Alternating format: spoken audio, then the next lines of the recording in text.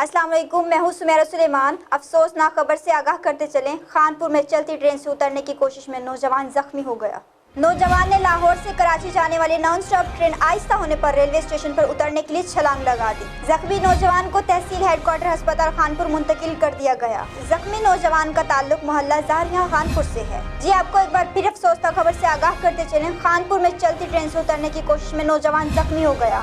नौजवान ने लाहौर से कराची जाने वाली नॉन स्टॉप ट्रेन आहिस्ता होने पर रेलवे स्टेशन पर उतरने के लिए छलांग लगा दी। जख्मी नौजवान को तहसील हेडक्वार्टर अस्पताल खानपुर मुंतकिल कर दिया गया। जख्मी नौजवान का ताल्लुक मोहल्ला जारिया खानपुर से है। खानपुर में चलती ट्रेन से उतरने की कोशिश में पहले भी एक नौजवान जाँ बहक जबकि 2 जख्मी हो चुके हैं।